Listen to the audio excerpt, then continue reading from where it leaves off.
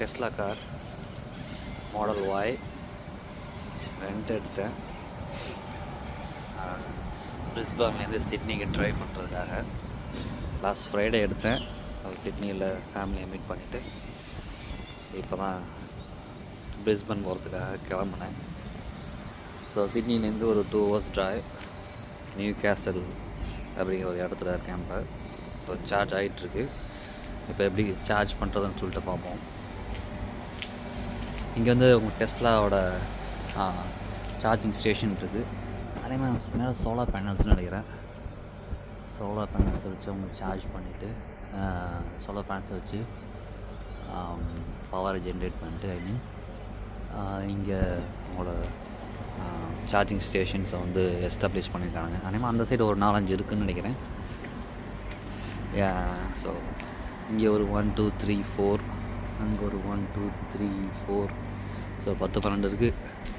எவனும் இல்லை, ஒரு சிம்பிள் நார்மலாக ப்ளக்இன் பண்ணிவிட்டு இங்கேருந்து எடுத்துகிட்டு இதில் சொருவ வேண்டியதான்.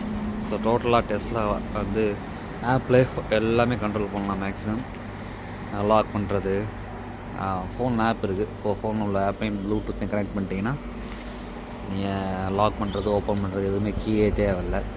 ஒரு கார்டு ஒன்று கொடுத்துருக்காங்க. கார்டை வச்சு நம்ம வேணும்னா ஓப்பன் பண்ணிக்கலாம். பட் மோஸ்ட்லி இது ஒன்று நீடி இங்கே வச்சுருக்காங்க பாருங்கள். இல்லை கேமரா இருக்குது. ஸோ இங்கே டேப் பண்ணால் ஓப்பன் பண்ணிக்கலாம். It's very easy.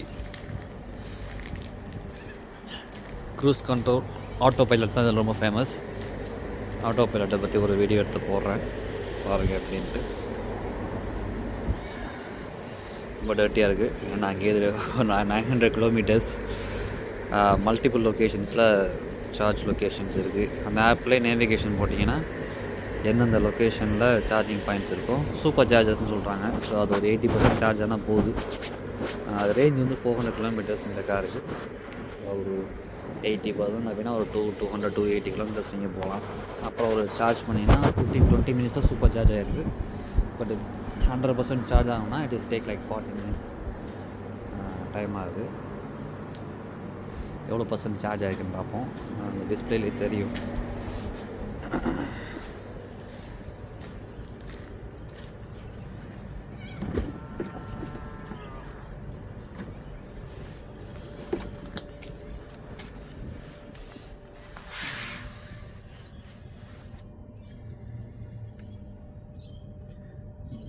So 213 kilometres போகலாம். நெக்ஸ்ட்டு ஸ்டாப் வந்து போர்ட் மேக்கரி.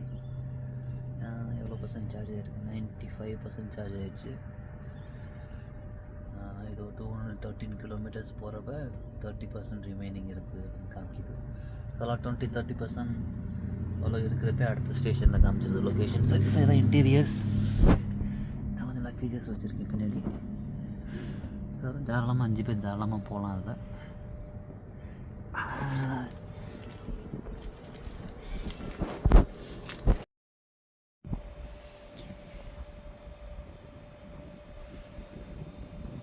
போர்ட் மெக்கரியில் இருக்கேன் இப்போ நான்.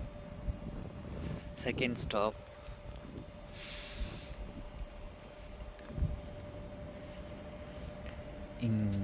லாஸ்ட் நியூகாஸ்ட்லேருந்து ஐ திங்க் நியர்லி 2 hours மேலே ட்ரைவ் பண்ணிட்டு வந்திருக்கேன். அங்கே ஒரு சார்ஜிங் ஸ்டேஷன் இருந்துச்சு. சார்ஜ் போட்டிருக்கேன். குயிக் ஆகிடுச்சின்னு நினைக்கிறேன். ஒரு 15 மினிட்ஸ் தான் ஆச்சு போட்டு. அதேமாதிரி 60% மேலே இருக்குது. ஸோ நெக்ஸ்ட்டு ஸ்டேஷன் போகிற வரைக்கும் என்எஃப் அப்படின்னு சொல்லிட்டு ஆப்பில் இன்ஃபார்ம் பண்ணியிருக்கு. அதனால் நான் எடுக்க போகிறேன். நெக்ஸ்ட் அநேகமாக Coffs Harbour maybe another 2 hours மேலே ட்ரைவ் இருக்குது. காப்ஸ் ஹார்பரில் பார்ப்போம். பை.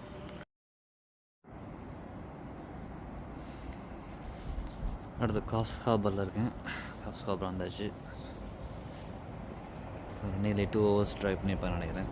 ஸோ நெக்ஸ்ட்டு 30% இருந்துச்சு. இந்த லொக்கேஷன் தான் சார்ஜ் பண்ண சொல்லியிருக்கு. சார்ஜ் போட்டிருக்கேன். ஸோ எவ்வளோ நேரம் சார்ஜ் ஆகுதுன்னு தெரியல. சரி, ஐ திங்க் 25% சொல்லியிருக்குன்னு நினைக்கிறேன். பார்ப்போம். Let's see.